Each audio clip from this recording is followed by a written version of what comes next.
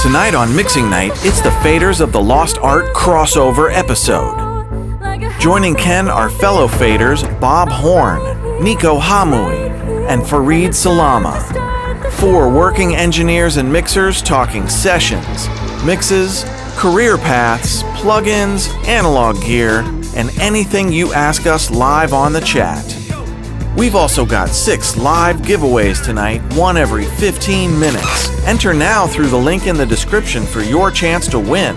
4 licenses for Gorilla Drive from Safari Pedals, and 2 one-year subscriptions to Session Studio. Later tonight, it's the COBURN Super Ugly Remix Contest finale. We'll reveal the winner, count down the top 10 entries, and play highlights from the best mixes. Fire up your studio, tap in a friend. It's Mixing Night. Welcome to Mixing Night. I'm your host, Ken Lewis, here with Mazzy, who walks... you saw the intro, so you know what's happening. You know what's coming up. Such a fun show ahead. I wanted to give you guys a few updates on my health for anybody who gives a shit. Look at my face. You would never know that just over 3 weeks ago, it looked like I lost a really bad bar fight, and it really felt like it too. I had basal cell carcinoma, skin cancer. It was like right here. It was really close to, the fear was that it was going to invade a tear duct and my nasal cavity. Unfortunately, it didn't do either of those two things. We caught it real early. I had Mohs surgery, which is cancer surgery to remove the cancer. That removed all the cancer. I'm cancer free. And then I had ocular plastics to close the little hole that they made in my face. So everything went super well. I'm healing super fast. My plastic surgeon told me, she's like, this part of the face heals really fast. You won't even believe it. And I'm like, yeah, I can't even believe it. You don't see even much of it anymore. Anyway, I got really lucky. We caught it early. I'm cured. All things considered, that was super easy for my first and hopefully only ever brush with cancer. Let's hope we don't repeat that again. So moving on, my musical partner, Anushka Sen from Mumbai, India, released her second single, Owl in the Bee, which I produced and Anushka and I wrote. It's such a fun, inspirational song from such an awesome human being. Anushka and I have been cooking up so many great songs together. We're waterfalling the singles right now. I'm sprint mixing Anushka's song, Owl in the Bee, next. Stay tuned. It is super fun. You're going to love it. Also, friend of the show, Coburn's latest single, To-Do List, is out now on streaming. Add her songs to your playlist, please. I co-wrote and produced, and it is Coburn's birthday today. What? It's Coburn's birthday today! Coburn turns 25. Happy birthday, Coburn. I feel like singing to you. I might do that later in the show. We might all gather together. Also, my good friend and brilliant jazz artist, Nicole Zaritis, is releasing her third EP, The Malediction, on Friday. She recorded a full album called The Devil I Knew. I think it's about me. And is waterfalling 5 EPs. The third one is coming up. I've mixed on all of them. She's so clever and absolutely incredible music. I'm so honored to be included on the Nicole Zaritis project, and her quartet performed live here in Cincinnati last month. Lori and I were blown away. It was such an amazing performance. If you get a chance to see her live, go. All right, on June 25th, I'm doing a clinic for New York Music Month. Did one last year too. My friend and brilliant songwriter Mary Brown is putting on the Recipe Music Workshop. This is her 3rd year. What would you like to see me do a clinic on? What would you like to see? So post up a comment on the comments below the YouTube and tell me, like, what should I do? Because it's going to be open to the public, so you tell me. And you know, I can cover anything, so yeah. Did you know that Mixing Night Audio makes plugins? Not only that, but they are, in my humble opinion, awesome. So listen up, students and teachers. If you are an instructor of an audio program, please reach out to me, ken@kenlewis.com, ken@kenlewis.com, super easy. I will give you licenses for all of your instructors and school systems for our Cascade delay, which has been proven time and time again to be the best teaching delay on planet Earth. We have been getting them into a bunch of audio programs. See, even Mazzy agrees. Even Mazzy agrees. Recently, Greg Callenber, who's a professor at University of Maryland, Baltimore County, he said, quote, "Dude, Cascade delay kicks ass." His words, not mine. So many tailoring options. Congrats, man. You've actually built a delay plugin that has meaningful functions beyond just delay. I love it. I will definitely be putting it on all of our UMBC machines. Thank you, Greg. I'm going to let this apeshit dog out. One sec. Oh my God, you're so unruly. Why? Oh. That girl. I've been walking her occasionally twice a day, once in the morning and then once after the sun starts going down at night, which is now.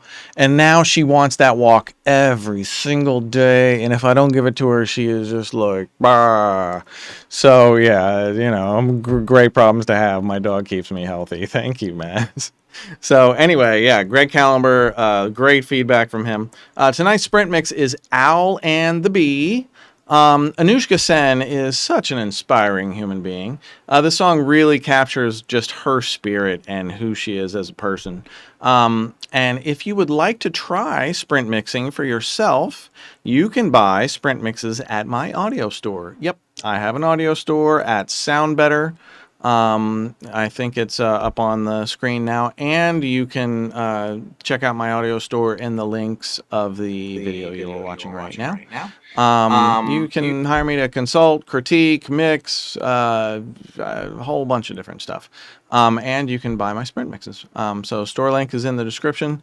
Thank you for joining us tonight. It is Mixing Night. Faders of the Lost Art are coming up at about 20 past. Let's go! I am sprint mixing Anushka Sen, Owl and the Bee. Oh, this is such a fun song. Where is my sprint mixing? Sprint mixing. Here we go.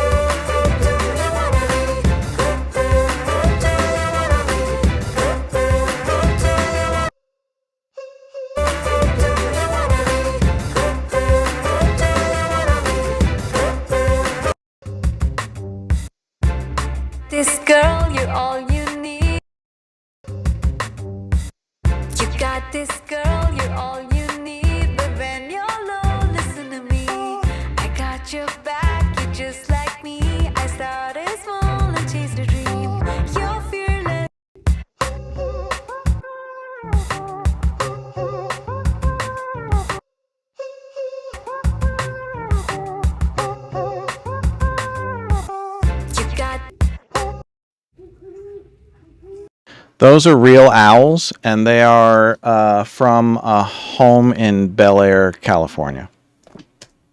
And that was the inspiration for the song. I heard like the symphony of owls hooting away in the backyard at like midnight at my friend Don Migg's place. And I don't know why. Nushi and I at the time, we were writing a bunch of songs that had like animal references. And I just heard the owls, and I don't know what, the title just instantly came to me, and I have a voice note about it. And I remember taking the voice note and spending some like moments just kind of crafting like a real basic hook and sending her the idea, and she loved the idea. And then we went in on it and started writing. It was so much fun. Okay, I'm wasting time.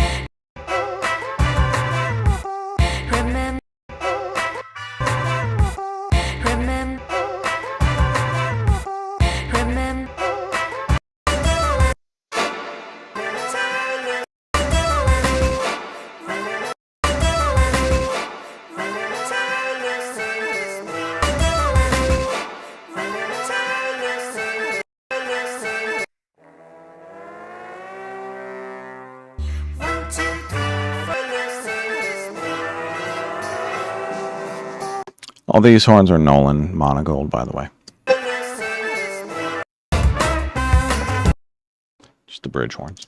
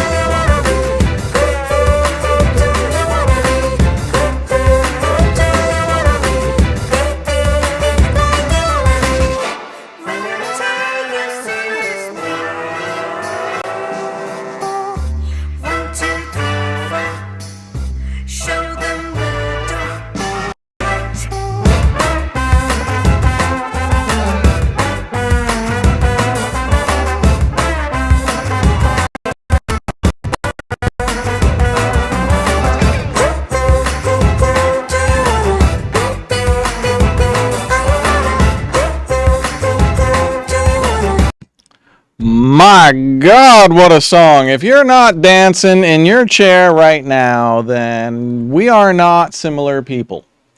I freaking love that song. I'm about to bring in my Faders of the Lost Art Boys at 20 past, but I'm going to give you a quick how I got into K-pop story. How I got into K-pop, I was in Ireland, in Dublin, in I think 2008 with Lori. And she was working, I was on vacation, you know, I got the hotel room free, so I went. And I get a email from this Asian producer, Korean guy named Stephen Lee. And I was fixing to fly out to Edinburgh that morning or the next morning. And Stephen Lee says, Ken, we would really love for you to mix an album for us with an artist named Rain. And I knew exactly who Rain was. Rain had been on the Time Magazine 100 Most Influential People in the World list in 2006, and this was 2008. I knew who Rain was. And so I hit him back immediately. I tell him I'm going to be home in 4 days. I can start right away. And he hits me back immediately, and he says, I'm so sorry. We need to start tomorrow.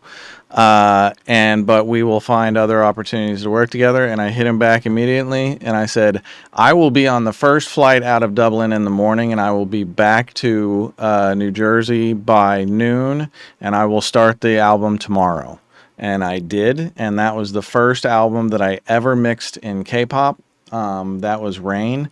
Rain was like Michael Jackson level back then. I cannot, and frickin' Stephen Lee is just like another Max Martin. I mean, the dude's a genius. I just got tapped by like the genius of Asia to work with the biggest artist in Asia as my entry into K-pop.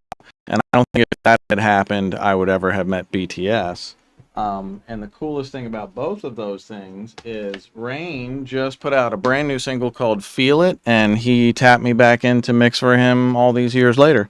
So, and this is the very first album that I ever mixed for BTS. This is their very first album. They flew, the Hitman and P-Dog flew over from Korea to mix that with me at my old studio in Jersey. But without Rain, no BTS. Without BTS, no NMIX and Unchild and New Jeans and XG and Stray Kids. And man, I'm super lucky with K-pop. I really, really love the format. And I have 50 BTS mixes now. So 50. Fuck. Okay, let's bring on the Faders of the Lost Art. How am I doing this, guys? Go to them, and you look up, and I believe we should have them on the wall for you, and you can start your conversation. Oh, hey. Well, they're not back yet. Only Fareed Salamah is back because he's a responsible human being, unlike my degenerate co-hosts from the Faders. Bob Horn and Nico Hamui, who are clearly nothing but trouble. They're on their own podcast right now. They're on their own podcast now. Our guys in my control room, are we switched over? I don't need to use my foot switch anymore. Excellent. Excellent. We'll wait for well, fuck, until our friends get back. Fareed Salamah, please, my fellow Fader of the Lost Art. So for those who don't know, the Faders of the Lost Art is myself, Fareed Salamah, Bob Horn, Nico Hamui, and Dave Pensato joined us for a bunch of episodes until he just couldn't keep up with it anymore. But he is still every bit a fellow Fader of ours. The lurker in the background is the enigma wrapped in a question mark, the one and only Big Lou. I still don't know anything about Big Lou, except for that to know Big Lou is to love Big Lou. So absolutely. What's up, Bob? Bob Horn. So yeah, the Faders of the Lost Art, all four of us are working engineers and mixers. You know, we're in sessions all day, every day, getting shit done. So we really bring like a down-to-earth perspective on what this industry is really like from the inside of it, from people who are working with major artists and major independents on a daily basis. And I should have brought my boys on for a crossover ages ago. I'm just a dummy. So Nah, what do you I mean? got you guys now. So Super happy to be um, here, man. it's so good to see you guys. Fareed Salamah, why don't you tell everybody a little bit about your history and some of your credits and what you do? Sure. Well, I mean, I pretty much got my foot wet here at Criteria. I went to Full Sail for recording arts. Got an internship or a general assisting position here at Criteria, and been working here ever since. I'm freelance now. I'm a freelance audio engineer slash mixing engineer. Um, I guess you can put producer slash mastering engineer also. We do it all, right? As an engineer, we kind of do it all, right? Hell yeah. But yeah, man, it's been a fun ride. I was fortunate enough to get picked up. Like in my early years, I was assisting with Timbaland a lot. We did the Shock Value too. Chris Cornell project, may he rest in peace. That was such a special project. Um, it was just a really, really great learning experience early on for me. And that kind of really molded me and shaped me. And I would say about 2 years in, I got picked up by Birdman. He just, Yeah. Bird has that eye. He kind of has that mogul sense where it's like he just recognizes something special. So he recognizes the hunger, you know? Talent.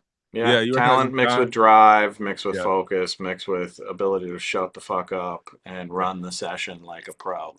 exactly. Yeah. It's a So rare blend. he definitely was like, he's like, say, I see you, I see you working. He's like, I'm gonna give you a shot. And at the time I was just like, sure, I'm brand new. I was like, I haven't really done much recording at the time. I was assistant more. Yeah, I ran Pro Tools a few times, but I was still very, very new. But he gave me a shot, man. I'll never forget damn, that. Yeah, that's awesome. yeah. What a shot. Fuck. Yeah, and through that, Woo. I worked on, I was fortunate to get Drake credits. Worked on Lil Wayne projects. I did, a bunch of stuff working with Cash Money because they just had such a huge umbrella and just networked with so many people. The Rich Gang stuff, lifestyle blew up. You know, so So yeah, I'm you're really fortunate about that, and that's part of my story. That's just ingrained in there. Like.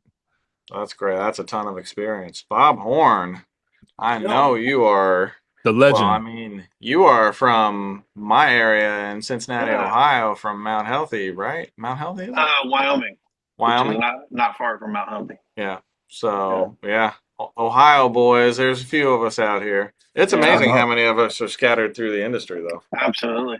Yeah, there's a But lot. please, can you tell my mixing out audience about yourself? Anybody who missed you last Yeah, month yeah. on. I'm a LA-based recording and mixing engineer, mostly mixing. I also do a little bit of production and very, very little songwriting. Like in a crutch, I do songwriting.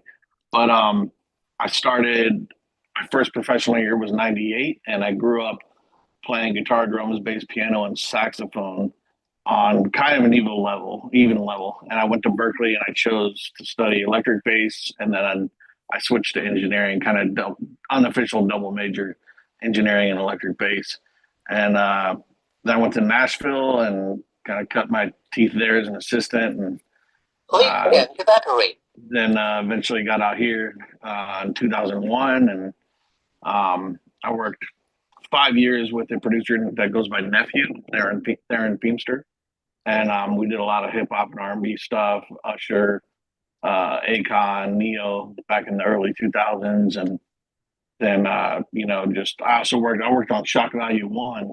Fareed worked on Shock Value Two, so that's kind of a coincidence. Crazy nuts. Um, and then just I've worked in so many genres. One thing that's kind of different about me compared to some of my colleagues is that I'll work in pop, K-pop, smooth jazz, funk stuff, R&B, hip hop, trap, stuff that's kind of out of the ordinary genres, like world music, all kinds of stuff. And I guess I do it pretty evenly, even country stuff. I do a few country mixes every year, and I don't know. So I kind of enjoy it, but it kind of also means I'm not all in one genre, which could be a positive or a negative career wise. But I have the it same doesn't allow problem. it. Yeah, it allows it to keep it interesting. I never get burnt out. I never feel like I'm mixing the Love same. that. And I also can't use templates because every day is different.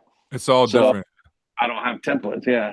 So I Man, enjoy that. badass. But some of my notable artists, I mean, it's my 28th year now, so it's hard to remember specifics. But like, I was one of Michael Jackson's last engineers, and I've worked with Ken. I've worked on also worked on BTS. My first K-pop was Twice on the album Twice coaster. So that was my first. Damn. And that was a little later. That was like 2015 maybe or 2014. And yeah, a bunch of K-pop, Lupe Fiasco.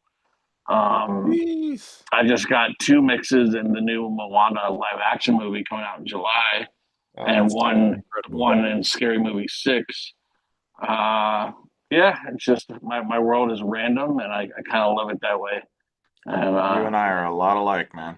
yeah, It's the yeah. best. That's the best way to Nico have Hamui. What's up, Oh, guys? How we doing? Nico Hamui, tell us about yourself, my friend. My Guys, fellow thank you fader so of the much. lost art. Dude, thank you so much for having us on, Ken. Ken, you're a legend. Amazing to be here with you I guys. just run with him. My man, shout out Mixing Night Audio in the building. So stoked to be on Mixing Night. This is amazing. This is a debut for the Faders. I on know, Mixing it's Night. overdue. it. It's good to have you, bro. Long overdue. Well, my name's Nico Hamui, and I'm a mixing engineer, and I'm based in Miami now. Los Angeles based for a very long time. I worked with a legendary gentleman named Dave Pensato. He is our OG godfather of mixing. Big shout out to Dave. And yeah, primarily mixing. I do a little bit of mastering. Not as many cool records as Bob and Ken and Fareed, but I'm making my way, definitely making my way up there. You're way Done some younger, cool too. stuff. Facts.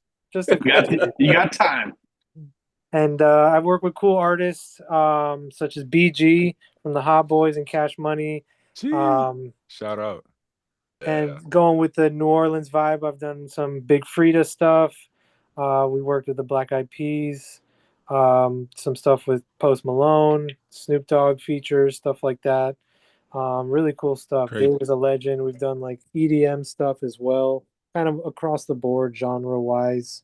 Of course, got my pop chops up with Dave. He's the king of pop vocals. Definitely shared a lot of game with us, and we're grateful for that. What was like one of your favorite all-time sessions with Dave?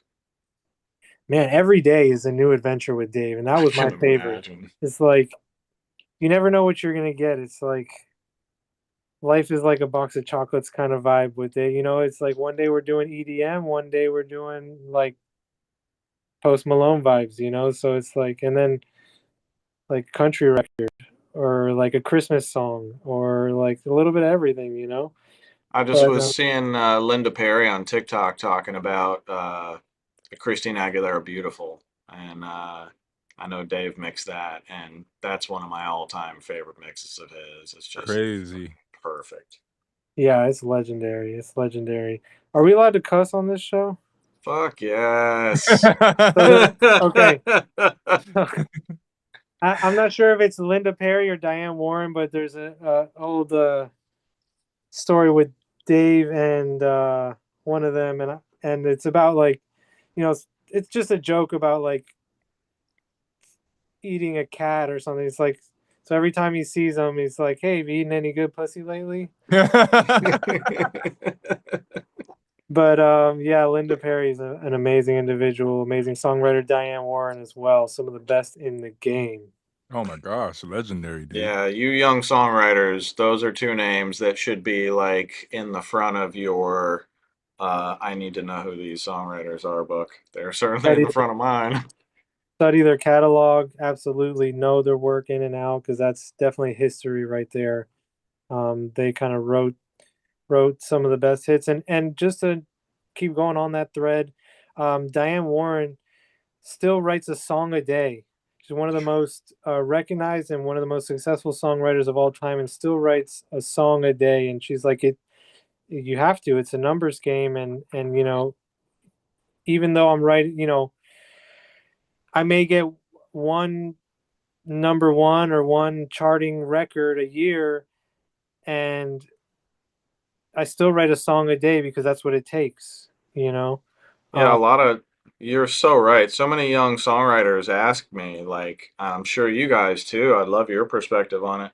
You know, like, I want to be, I want to be a songwriter in this game. How do I do it? And I'm like, the way I got to be a top liner was I took all my production credits and all my music credits with Kanye and people like that, and I leveraged those to get into rooms with top liners that I didn't deserve to be in the room with yet. And I just saw if my pen could keep up. And I kept doing that until my pen kept up, and then I was like on their level. And you just got to try and get in the room with people who challenge you to get better and better. And wherever you are now is not where you're going to be in a year. I will say too, having a passion for it is kind of like important, right? Because there's like you were explaining that, like the just being able to like, you know, have that drive to get up and write a song every day. You know, like you can't, like you got to do that with mixing too. You got, or you know, you got to do that with Right. producing. You got to do that with Whatever whatever. your main thing is, you're so You right. have to love it. You know, you got to love it. So Yeah, if somebody else has to motivate you, you are in the wrong business for doing this. yeah, it's tough. You must be a self-starter. And another thing Dave always said was, you have to focus on one thing. I know today's day and age, we're very kind of like, you know, we split our time, and we've got a lot of things going on and a lot of things to learn all the time. And, you know, I want to record myself, write, record, mix, and master my own song. But while you're spending, let's say we all work 80 hours a week, right? Most of us work 40, but some of us work 80. And, you know, let's say you spend 20 hours writing, 10 hours recording, 20 hours mixing, and whatever, mastering. Well, I'm spending all of my 80 hours mixing. Who do you think is going to get better at the end of the year? How many hours have you put on the clock? In the gym, you got to be in the gym, man. It's like, Exactly. I was just telling an artist that I work with, I said, you know, your voice is your instrument. If that's what you're taking serious, that's your career. You gotta be practicing. You gotta be in the gym. You know, if you're a bodybuilder, you're in the gym. If you're a basketball player, you're working on that. Like, you know, you gotta practice. You gotta work on it. And yeah, the more you do it, the better you're gonna get. You know, so With And mixing, especially, sorry, go ahead, Bob. I was going to say with mixing, it's important to be diversified with clients as far as practicing. Because if all you do is mix your own stuff as an artist and you're always doing one genre, let's say trap, and you're always using splice samples, then you're mixing the same thing every day, even though the song changes. So receiving production from a different human being and a different voice and, you know, live instruments mixed in with program instruments and working with people that just, they get their sounds from different sources, even if it's all programmed, you know, like all that stuff is really important for the practice of mixing, you know. yeah, totally. And I also find the diversification of your resume, if you're trying to get to the top levels of this industry, is not a good idea. I think Dave Pensado was exactly right. Just like Bob says, I'm a top mixer. I've mixed alongside the very best in the entire fucking world on any given Sunday. But because I'm so many other things, that on any given day, nobody is like checking, like going, oh, what's Ken mixing today? Because they might be thinking, like, what's Ken producing today? Or what's he writing today? Or what's he mixing today? Or who knows what the fuck he's doing? And you're not the guy who is like, oh, he's the mixer. I'm the guy who can figure anything out. That's kind of my, my catch-all is I have all of the skills. Which is dope. Which is dope, but it's hard to find one straight income source to tap steadily into. Right. Yeah. You know, so, but good problems to have. Right. Like just exactly like Bob said, I'm so much happier because my workload is so diverse than Yeah. if I was only mixing every day. That would be monotony. I would not like that. Yeah. Can I ask you guys, this is for you too, Nico, like, do any of you guys still track often, or tracking is just like, My own productions. Yeah, me too. My own productions. got you, yeah. I've been tracking more and more lately. I've been getting back into tracking. With BG, I tracked. We did like I don't Right. know if I'm supposed to say this or not, but we did over 100 records. I was gonna say easily, you guys probably Yeah. clocked 100. Yeah, Right. absolutely. Going along with what Kim was just saying, same thing applies to a mixing engineer who's also a tracking engineer. When you look at A&R guys that work at, big labels and producers and artists, like a lot of them, especially the bigger they are in the industry, they don't necessarily want the tracking guy to be the mixing guy. When there's a specialized Serban, Manny, Jason Joshua, blah blah blah, that they can hire, And then other times, especially in certain genres of music, like the tracking engineer will be in the room and they do want that guy to mix it because he's already on the right vibe and he's getting it. And they're like, well, we don't want to give it to a new guy that hasn't been part of this for the last month. We want, so there are exceptions, but for the most part, especially when it comes to A&R guys, they want the guy with a track record that mixes every day, So It's kind of like a peace of mind thing too, I think, right? Because you have you've got like, I think Leslie made the analogy where it's like, you can go to surgeon, but then you want like a brain surgeon for specialized brain operation, So right. I kind of look at it like that. But I do you think sorry. You don't want to go to a podiatrist and he's like, yeah, I also dabble in the brain. Right. I know where to cut. I saw a YouTube video. Exactly. But they both went to the same school. Yeah, right. Same degree, really. Nah, so definitely. But I do think back in the day when tracking engineers had to get things right to tape quicker or more often, I think they kind of like fell into the mixer role more often. Maybe you guys correct me if I'm wrong. They also mixed whole albums like that. Right. I caught the very tail end of that in the late 90s. It's like you would, instead of having the super mixer that mixed the single or maybe 3 songs and then someone else mixed another 3 and another guy mixed 2, like instead of that, it's like the guy who tracked it also did the mixing and he was the guy for the whole project. And they even did it at the same studio the whole time sometimes. So that I think in the 60s, 70s, 80s, that was more common too. Right. Definitely wasn't my experience in like the mid 90s in New York. Oh yeah. It was because I was doing all major label work, but every time they could get anybody with a mix engineer name, they were in the room. But I was also all hip hop and urban and stuff like that. I'd say Claire Mountain was probably the first specialized super mixer, wasn't he, or one of them? One of the first, certainly, but I feel like there were people before him. Before that? Okay. Yeah. Probably Media Sound was the pioneer of it, though. Gotcha. I feel like Media Sound pioneered the freelancer. Gotcha. So, speaking of, I don't know, you might like this. Friend of mine, Richard Adlam, is doing a book on vintage studios and like their designs. He's got CAD designs and old gear lists and shit like that. It's fascinating, like historical document for some of the best rooms in our field that don't exist anymore. That's cool. And it shows like what records were made in those places and like what gear was used and interviews with people that worked out of them. It's really a fascinating. It was like just a passion project for him, but really fascinating book. I think it's coming out soon. Oh, that's exciting.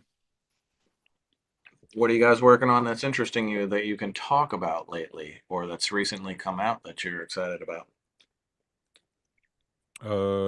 Shoot, I'll go first. I just mixed Tyler Watts. He's a new artist under Jacquees's label, FYB Records. Which I go back with Jacquees. I mixed his first 2 albums, so it felt cool to mix someone that he's taking under his wing and working with. So yeah, that dropped. Shout out to Colin Leonard. He did the master. Sing master. Sing mastering. Yep. Shout out to Colin. Yeah, big shout out to Colin, man. Yeah. And by the way, I want to say it's really cool to be in touch with your mastering engineer, like to be able to text them and just have a conversation with them, because some mastering engineers are hard to, it's hard to get a hold of, or they're just not willing to have that back and forth, and that's. But yeah, I'm working on that. I have a few other mixes coming out that I probably can't drop any names yet, but yeah, hopefully, this summer, end of summer type vibes. Nice. Yep. Like adding to your point about mastering, like I think a lot of people disconnect mentally from the mastering engineer matching the mixer, and I think that's important because I've definitely had great mastering guys that just did not match my sound, and now I have like a handful of guys that it's like I know what I'm going to get back. It's still going to sound like me when they master it, no matter what they do, because we think the same sonically. So like. I got my favorite guys, Randy Merrill, if you could get him, and if the client can afford him, and then Nick DiLorenzo from Panorama, and Gene Grimaldi from Oasis, and Maura Applebaum. Like I just got a handful of guys that I've kind of collected, and it's like if the client wants my opinion about mastering, or if I can recommend, it's like any of those guys are not gonna reinvent the wheel, the Bob wheel. It's still gonna sound like a Bob mix. Because like otherwise, why do we spend 8 hours mixing if it's gonna come back different? Totally, that's huge. Yeah, the artist feels like that too, right? Yeah. I mean, the artist approves a sound, and like I don't know how you guys deliver masters or mixes for mastering, but when I mix for a client, I mix basically to fully mastered. Yeah. If I was only the mastering engineer, I would probably treat it a little bit differently. Right.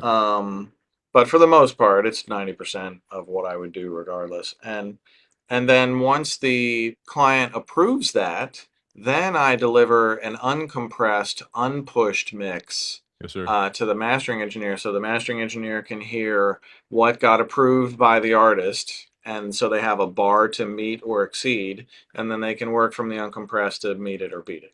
Absolutely, yep. What do you guys That's a good way. I do the same thing. Yeah. Yeah, I have the mix that the client hears is I rename it loud ref when I send it to mastering. And that way the mastering guy knows, don't send it back any quieter than this loud ref. Yeah, dude. This is what the client approved. And dude, then the ref is so important. For mastering, I call it for mastering. And that one I lower 8 dB before my gold clip and my AL1. That's been my new into my mixing chain is gold clip and AL1. So on the gold clip input, I just drop it 8 dB. So it's not clipped and it's not limited. I don't take the plugins off. I just lower it. Right. Smart. And it barely really it's just like it's no longer shaving off the top of the snare and kick or whatever other transients happen, Do you always make sure there's like -6 dB headroom, or you just make sure it's I don't look at the numbers. 8 dB is enough. Like my mixes, I shoot for minimum -10 LUFS, but I'm more concerned with crest factor. And every time I do that -8 dB, it's enough. Nothing's getting limited anymore. Yeah. So that's what I give to the mastering engineers that complain, because some of them, they complain if you give them the limited thing. I used to just turn it in as the loud. It's like, and just say deal with it, because Pensado kind of taught me that. Some of them prefer that, some mastering engineers prefer that. Right. And I've actually have Nick DiLorenzo, he might pick my loud ref to master from sometimes. Sometimes he's just like, the clipping is adding a thing I don't want to have to recreate, and it's a cool vibe. So I've mastered off of your loud ref. I respect the shit out of that. Yeah.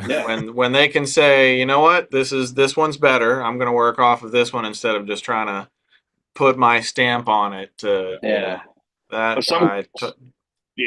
Some guys use their eyes and they see that it's it's a loud mix, and they're like, I can't even start with this, and it's like, Right. I'm not a smasher. Like none of my stuff is smashed. Like another mix engineer can probably get my songs another dB and a half louder than I can because I have more low end than other people, more Right. dynamic, just naturally.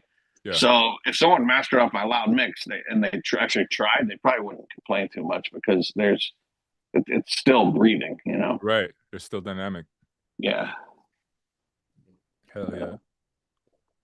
Yeah, definitely I'm don't using- believe in bypassing compression and EQ and anything else you have on your master bus. Some guys just take it all off, and I'm like, well, you're No. All do the that. stuff that imparts color and shape Yeah. to your mix has got to stay on there. It's just the push stuff, the end volume that the client needs to hear in order to approve it. And they do need to hear it because Yeah. people get fired for quiet mixes. That happens. For fucking sure. And that's, you know, that's a tough thing for all of you guys watching and listening out there. Like, you know, it's not like we want to fight the loudness wars, but when we get in a rough mix that it's like -5 RMS and it's distorted, but it generally doesn't sound all that. Deliver a mix that's like -8 or -9, which is going to be perceptually significantly lower, Right. but still on the louder side of mastered. Your client doesn't understand why their mix sounds better than yours because theirs is louder than yours. Yeah. We all face this shit all the fucking time, and it's just, you know, you try and, you know, sometimes you just have to mix louder than you want to because the rough came in so hot, and you know the client doesn't know the difference. Yeah. But I'm not gonna lie. Sometimes it's the other way around, and you can kind of use it to your advantage. Sometimes you got a pretty like quiet ref, you know, and you're like, that's you the know? best. Yeah, That's the love best it. ever. I love like, I that. gotta Yeah. juice this up. Totally. It's the best ever. A crap rough mix is my favorite thing. Oh yeah, of course. Makes us Beat that look in good. 20 minutes and then start focusing on just Yeah, delivering just a great just mix. getting it to like you know, -8, -7, whatever. Like the client is so happy already. They're like, "Yo, what did you do?" You know, it's like, all right. Yeah. Sounds incredible. Wow. You're a genius. Hey, let's take a couple questions from the chat roll, which is popping right now. The chat roll is lit the fuck up. Sweet.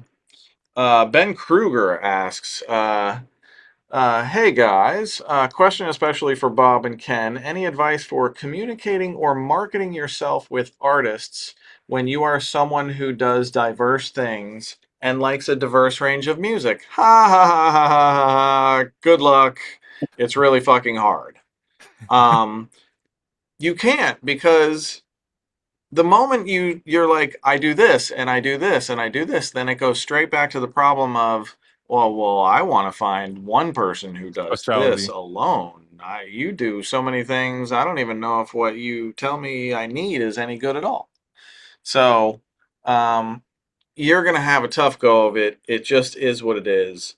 You might want to pick one thing to focus your attention on, and you know that you think like, okay, this is my money maker. What's going to be your money maker? Right. And if you think you have a function that is your money maker, I think that's what you got to focus on, and the other things are just added skill sets. What do you think? Yeah. I would say marketing for engineers is funny. Like if So hard. Ken or I or Fareed or Nico had a 30-second commercial on TV for our mixing, it would be so dorky. Like Right. we would get razzed for that. It's like marketing on like Instagram, Facebook, all it gets you is indie clients, which can be great. It can be incredible. Major artists and A&Rs, labels, they're not looking at Instagram to find mix engineers For or sure. even tracking engineers. Everything's like, hey, I love that mix that someone did for your last song. Who was that? Do you have his number? It's word of mouth from colleagues, you know. And that's the hard part. It's like we just have to sit back and hope that other people champion our names. That's why you got to be cool in the sessions. You got to have a good personality. You got to do good work and turn it in on time, early if possible. You got to like hit a home run for people and be consistent so that they are return clients, because then they tell their friends. Like, dude, like, who are you using? You can't use that guy. You got to use Bob. You got to use Ken. You got to use Fareed. Whatever. They're going to champion you if you've hit a home run for them, especially if they've had a hard time in the past with engineers, because you just fixed all their fears that they had in their last experience. Totally. So marketing it's not going to take you very far. It's being the best and having people recognize it so they can speak highly of you to the next person, you know? And to that end, there's a bit of, you get hired because of your credits first, and you get rehired because of the work that you deliver. Or you get hired because of how well you network and how well people talk about you, which starts with your credits. But it's kind of a catch-22. If you don't have credits, it's going to be really hard for people to hire you. And if you're not in the jet stream where credits are scooped up, then you're not in the jet stream and other people are. Like, I tell people this all the time. Like, if you're running your own studio in like Des Moines, Iowa, how many major label artists are coming to Des Moines, Iowa to work? Whereas if you've got a studio in New York City or Los Angeles, you might get major label credits just by default of being in the right place with the right rate, with the right availability, and the right amount of skills. And then you can do it again the next day and the next day. And 5 years down the road, you've got an amazing major label roster because you put yourself in the right place, or you became staff at the right studio that, would put you on sessions that you could build up your resume. So many people are just like, well, I mean, I don't have access to that. I know, but other people do. And you can't.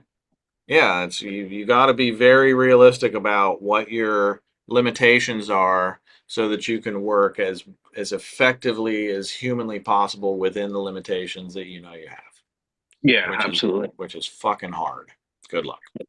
I'm going to give us all a 5-minute break, and I am going to go to Marcus Manderson, Mixing Night Man of Mystery, who gives us the best free plugins every month.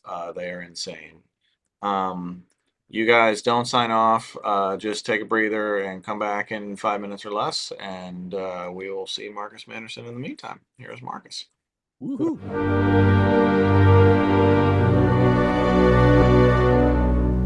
What's good, Mixing Night family? This is Marcus Manderson, Mixing Night Man of Mystery, back with another Mixing Night Man of Mystery moment. And in this Mixing Night Man of Mystery moment, we have a lot to get through, including some family wins and a bunch of free plugins and a couple of paid plugins. So let's get into it first. Want to congratulate our son who just graduated from high school this past weekend. He is now heading to Morehouse in the fall, and we will be moving to Atlanta from the Virginia area. Don't tell my job yet because they don't know, but looking forward to moving down there. Our daughter's already at Spelman, so taking the opportunities down to Atlanta. There's a great music scene down there, so looking forward to moving down there. If you have any suggestions of places to go hang out, let me know. Next, just finished working on the Little John World Tour music, the opening to the Little John and Pitbull World Tour. Again, this is the second time I've been able to work on the tour music for Little John. I've worked with him on 3 or 4 other projects over the years, and it's all happening just from the DMs. He's like, yo, how much do I pay you? Let me know. Here's some stems, here's some files, all happening in the DMs. Thank you to Little John. You might see me on a couple of tour stops as well, so stay tuned. All right, let's get into the free stuff. Free trailer music course. I've shared this before. You can check out a free trailer music course from the Trailer Music Academy. A free plugin from Audio Plugin Deals called Talkie. This is limited time, so it should still be free, but definitely check it out now while you're watching this episode and download that while you're watching this episode. We have 8DO is giving us a free bundle called SoundPaint. You can check out a bunch of free plugins in this series of SoundPaint instruments. Then we have Complete Start from Native Instruments, which includes the Contact Player, which is free. A bunch of free plugins in there. I can't dive into how much free stuff. Then we have a trifecta of free plugins from Orchestral Tools. We have the Sign Factory free instruments, which has a bunch of plugins. We also have the Layers instrument, which is a free orchestral VST. And then we have the Berlin Free Orchestra, which is a completely contemporary free orchestra.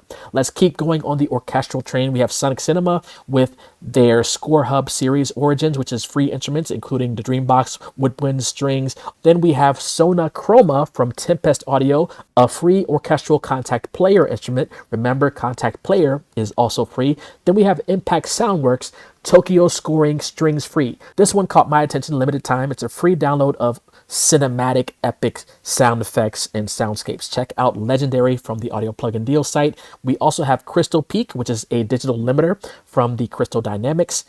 Then WA Productions is giving us a free stereo spread called Orchid, spread it around.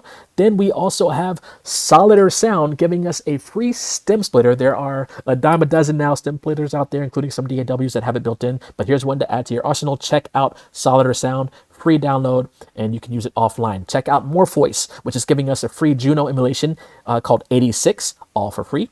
Then we also have Pulsar, which is an 1176 emulation.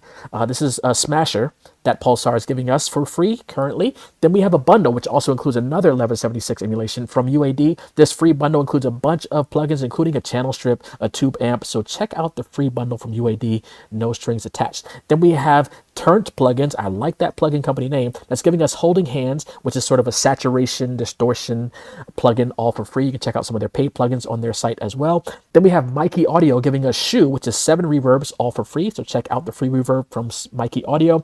Then we have a free IR plugin from Bogren Digital. You can load in your IR reverbs and things and put it into this plugin for free and have it do some other manipulations and things like that. Then we have Audio Dice, which is a creative host for VST and AU instruments that randomizes the settings in a plugin. So check out Audio Dice for just some randomized options that you can have in your plugins. Then we have Battle Effects from Unfiltered Audio, which is a multi-effects plugin that we can throw onto our tracks as well. Last but not least, I want to toss 3 bonuses your way. 1, this coming weekend, Cymatics is hosting a live stream where you can get up to 10 free plugins just from registering and attending live.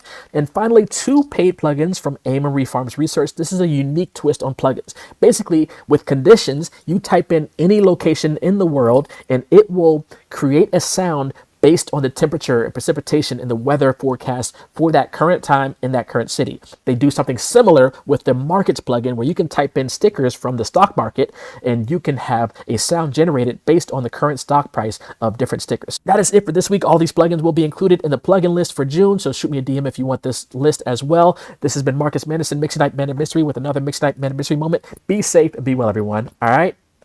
Peace. I think we're back. Thank you, Marcus Manderson, Mixing Night Man of Mystery. Congrats on your move to Atlanta and your son going off to Morehouse. And oh, that little John work is crazy, dude. You're on fire right now. And definitely, Marcus Manderson, let me know when you get to ATL. I need to introduce you to some people. Big Lou being one of them. The Big Lou. Shout out Big Lou.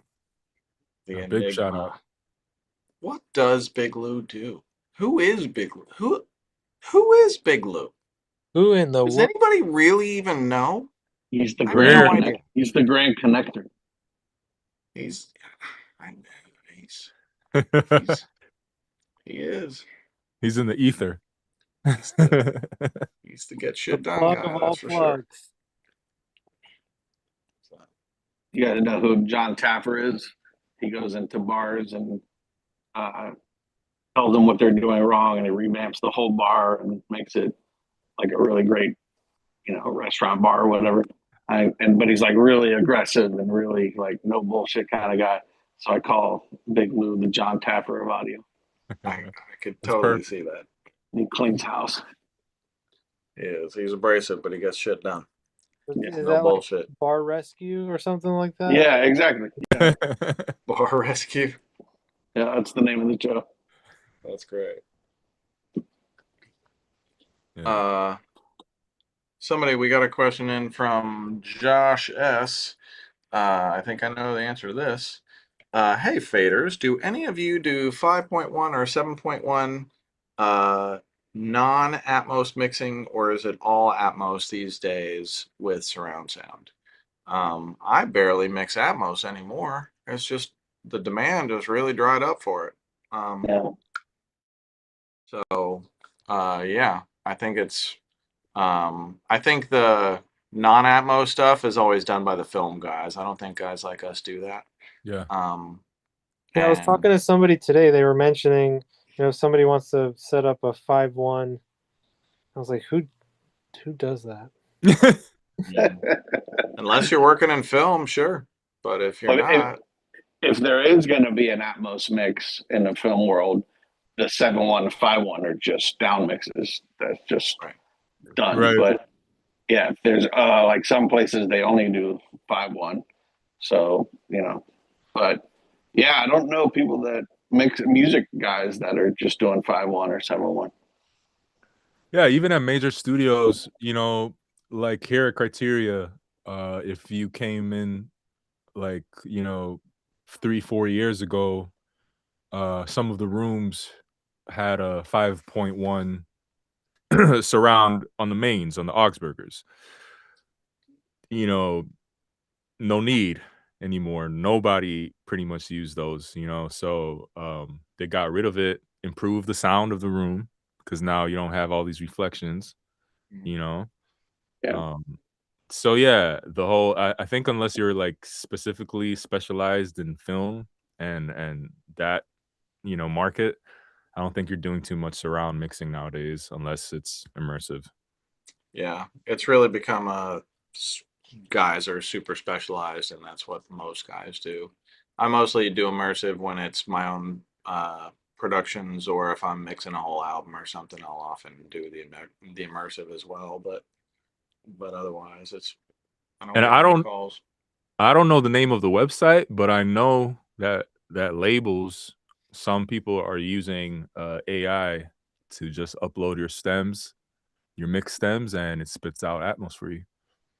I'm a So little afraid of that going yeah, that direction. Because I mean, as a format, when Atmos is done right, I think it sounds stunningly beautiful. But there are just so many technical hurdles that need to be accomplished correctly by so many people to get there. yeah, That it's really an audiophile format that rolled out as a street level format. yeah, Yeah, it's So suffering the consumer end now. Because one thing that consumers and artists and producers do is if we get excited about something and they start hearing about it from other artists and their colleagues, they like it. But then eventually they make their own decision on it. But if the consumer can't adapt to the format with no brain power, no thinking, they have to buy equipment, they have to do something different than they're used to doing, and it's not quick, it's not going to last long. And that's the problem with spatial. Nobody cares. No, that's a consumer. There's plenty of yeah. people that care right, on the other side, right. but consumers, they want to, and depending on the genre, they really don't care.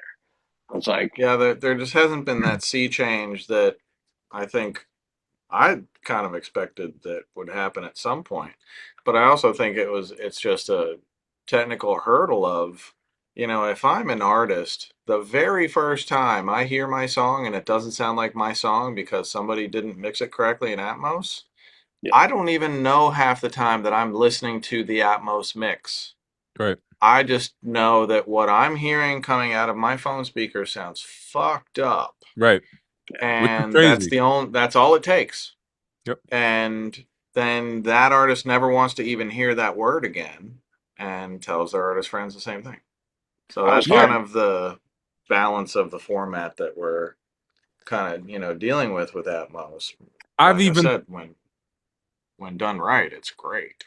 I've seen situations where, you know, people are referencing for a mix, you're referencing stuff that's on Apple Music, you know, but Apple Music is spitting out Atmos as your default. And if you don't know that, you're listening to a binaural mix instead Right. of the true yeah, stereo mix, and it sounds like shit because you're listening to it on speakers, you know, and it's like, Right. you know, so that could be misleading too, you know. And I like you said, some platforms, I think Apple is one of them that spits out, like it kind of like forces you to do Atmos if you have that set on your phone or something. Yeah. Or it'll yeah, like It defaults to it. You right. have to unset it. Yeah. yeah. That's the stupid thing for me. Yeah. Like, you should have to set it by choice so that you know what you're getting, but instead they just feed it to you. And every second or third mix, you're just like, why does this not sound like the song that I know and love? Right. This is This Kind of like morning, Oh, sorry. Go ahead, Nico. I was gonna say it's kind of like when Spotify does the normalized volume thing. Yeah. Once people got hip to it, it kind of spread like wildfire, and it's now this thing that everybody talks about. As far as Turn that shit off, man. first thing you got to do is turn that off. Yeah, none of us mix to -14 anything ever. Never. No, The first doesn't time I happen. did that, I was like, this is every master sounds 10 times louder. Like, what the hell? You guys aren't fooling me. Like, you could just scroll on Instagram, and Instagram sounds louder. So Yeah. I was finishing an album this morning with a client, and the last song is the first song on the album, and it opens with this really minute-long, crazy, all analog synth intro, and I'm like, man, this would be cool in Atmos. And he just goes, nobody listens to it, because the last two albums he did in Atmos, and he's like, nobody listens to it, and my distribution charges $20 per song per year. So a 10-song album every year, 200 extra bucks just for the distributor to host your Atmos mixes. And he's like, I didn't even make the $200 on the last one. So it's like, and that genre, Brian Culverson is smooth jazz. That's a genre where people buy nice speakers because they appreciate the sound. They're more audiophile than someone that listens, the 18-year-old kid that listens to hip hop. Probably sounds amazing. If anyone's going to listen to the Atmos, it's his fans. And he said it's not worth it at all. Damn. And he sells a lot. Dolby, are you listening? Dolby, can you hear us? I always compare it to another great analogy is when it's either you got the new Apple or you got the new iPhone, and it came, or it was like an update that came with the U2 album, and that was like reverse press, like it was bad press, like nobody listened to more U2 because they got the album automatically uploaded to their phone. So, and speaking of which, I don't think I've heard any more music from them since. So it's one of those things where if you force it on the people, it's kind of going to backfire. For sure. Yeah, there's got to be a demand first. Yeah. Or something that doesn't have to be a demand first, but if there's no demand first, what you're making has to be so fucking good. Yeah. So, we have you guys easily accessible to the consumer. Right. I hope it survives. I fucking love the format, but it's been a challenge. I think movies and video games, it's amazing. If I was a gamer, I'd totally have an Atmos set up around me playing games. Yeah. And it works for that too, because most of them are in headphones. So, you can. Well, they mix in surround, I think, still, right? They do. Yeah. A lot of big video games are mixed in. It's not typically Atmos. It's a different format. I can't remember. Probably more binaural. I gotta say the Sony 360 format is badass, ain't it? Amazing. Yeah, everyone it really is. I was thoroughly impressed. That's one of the few headphones that you can actually take off your headphones. Yeah. And, hear the same thing as the room. But Sony always loses the format wars. Mini disc, Betamax, Sony 360. It's like they always lose the format. Atmos hasn't done anything like the in-ear speakers that Sony has done that match your room. Did you get your ears done like that with the Sony room? Yeah. That shit, I think Nico was just talking about that. That shit was incredible. Yeah. So what happens for the listeners is you've got to book an appointment with Sony, and you go into this control room, and it's full surround 360, Sony 360 setup. And they give you a clean pair of earphones, and they kind of clamp into your ears in a little bit of a weird way. And then they play music in the speakers, and you listen to the music in the speakers, and the microphones in your ears record the music coming out of the speakers. And then they remove the microphones and turn the speakers off and put headphones on you. And you would swear to God that you were still listening to the speakers. Yeah. Everything is so incredibly localized, you just would not even believe it. And Atmos is ear level and above. Sony 360 is above, ear level, and below. And then all the way around.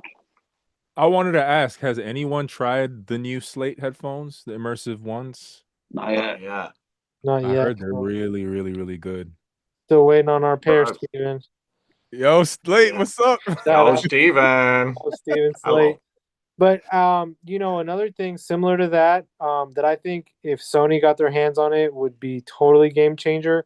But who's currently doing it, and it's pretty darn good. I'm not gonna sit here and say it's gonna make me, Rich. studio. It's not gonna make me get rid of my studio just yet. But SonarWorks came out with something very similar. So, you have headphones that have microphones in them.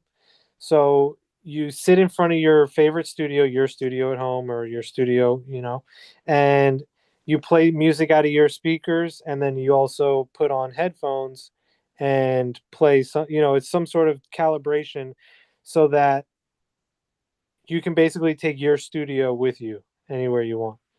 Yeah. Oh, So sick. that's the newest, latest, and greatest. So it's basically similar to the Sony 360, but it's actually, you can take it home and have you got a really nice studio at home. You basically capture the sound of your studio into these headphones. It's like little earbuds, capture the sound, and then put headphones on, and it kind of adjusts or calibrates whatever headphones. You can use any headphones with it, right? So Nice. Right. let's say That's you wild. get your Sonys or your Audio Technicas, and you capture the sound of your speakers, put these Sonys on or the Audio Technicas on, and do some sort of frequency response, and then basically that tuning you can put on your Audio Technicas and take your studio with you.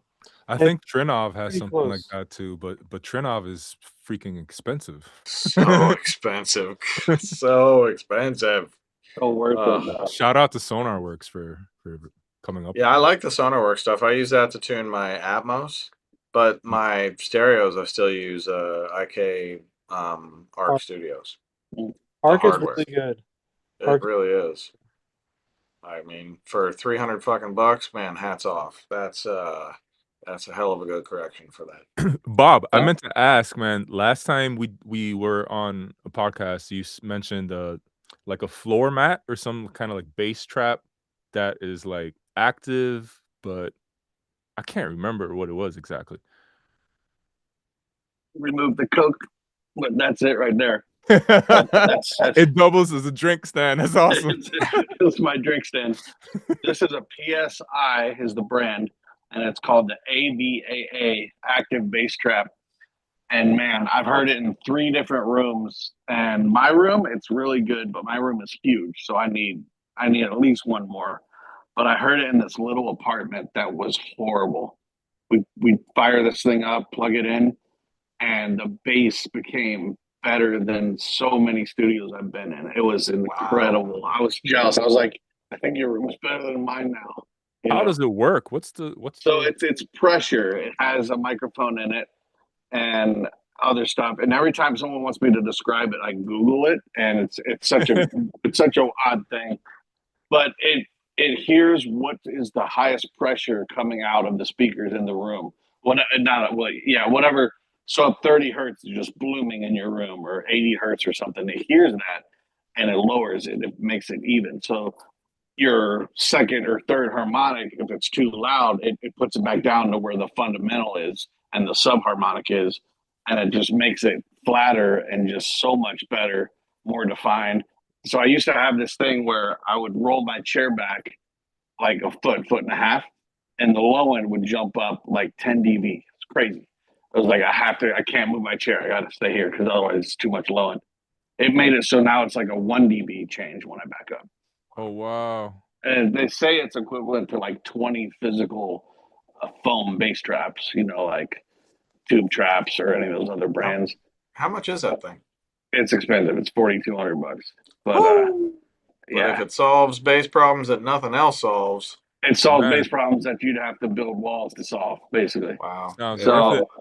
And if you go to NAMM, the last few years they've had a demonstration with this box they built that contains everything, and they show you a graph, and you can see they run a tone through it, and it's all messed up acoustically, and then they turn it on, and it just flattens out, and the bass is just so much more truer, and defined and perfect, So it's a great thing if you got. I mean, I'm in a living room, so I needed the Trinov and I needed this PSI to turn it into a studio. So the Trinov is a 4 diaphragm microphone, so the physical distance between the microphones will allow it to do time differences. Where a single point mic, it can't do that. So if I have 1K slapping off the drywall, getting to my ear quicker than the other frequencies, the Trinov will fix that because it's so smart.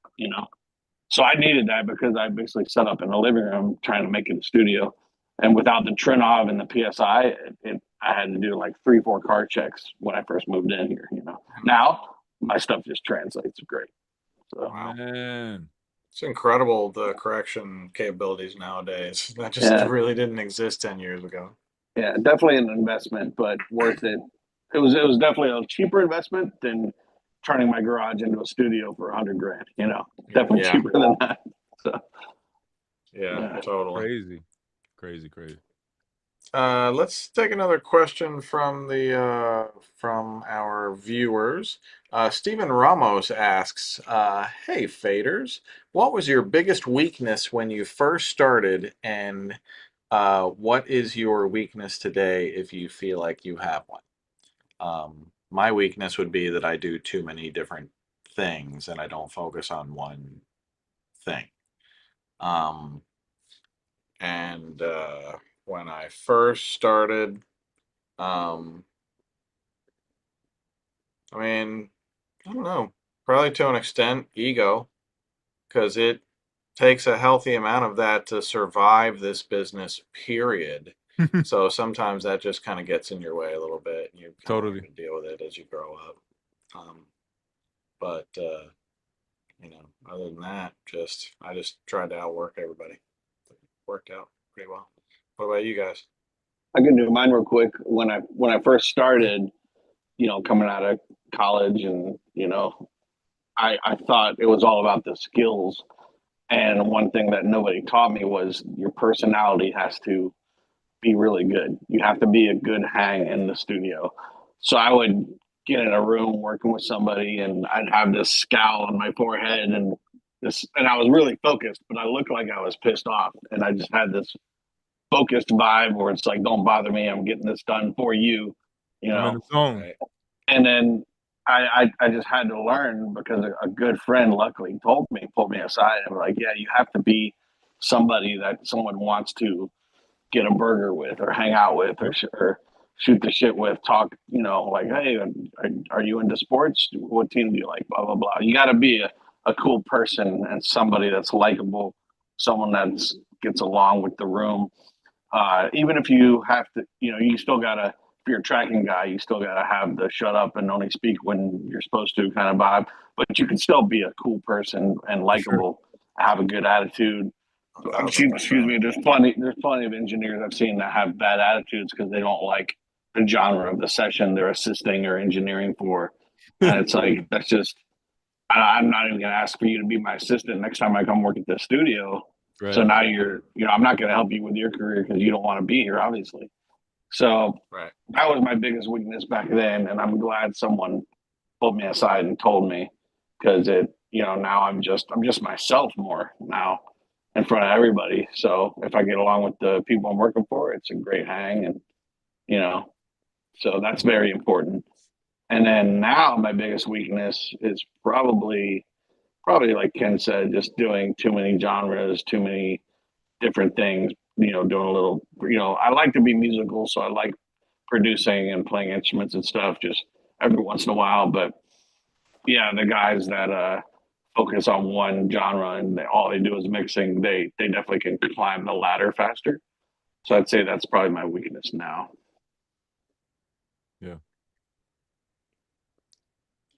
Yeah, I'd say there was a time in New York City when I was coming up as a mix engineer that I would say like Serban and Manny were like right here, and I was like right there. And we were working in the same studios on the same level clients, and I just looked at all that and I was like, those guys, all they do is ever mix. Do I only want to ever mix? And my answer was like, no.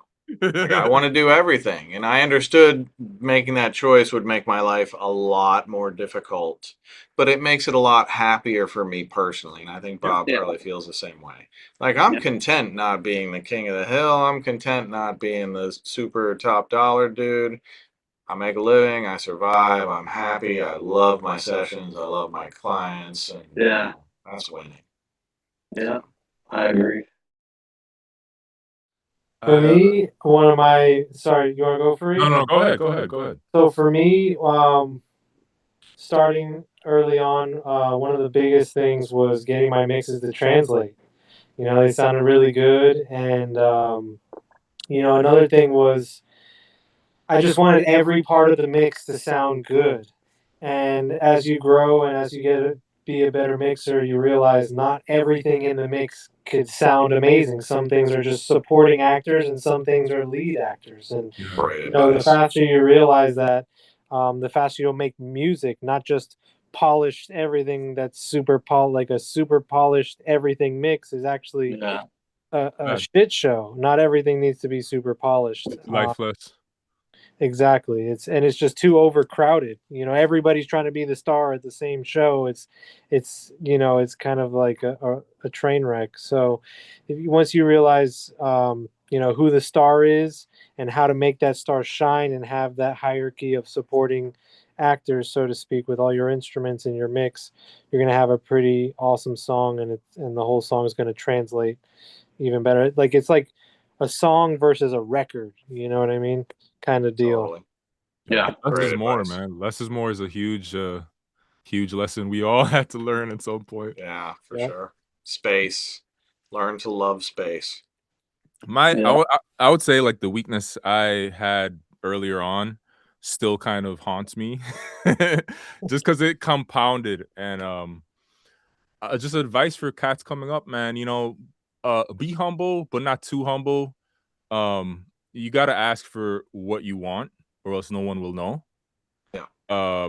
Also, there's this thing where being an engineer, it's kind of less nowadays because I see less people getting like scooped up by camps, but like when you get scooped up by someone, there's this sense of loyalty and it was this way back then. I don't know if it's still like this. And I'm just like Right. trying to warn new engineers coming up.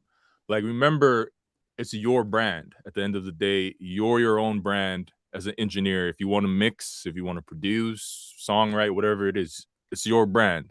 You are doing a work for hire, you're working for other people, but at the same time, you've got to remember your brand. You got to like try to not just be a ghost. You get me? I don't know if that makes sense, but eventually at some point you got to like, you know, ask for what you want. You got to you make sure your rates are not super lower than everyone else's, you know, cuz that throws off the whole dynamic.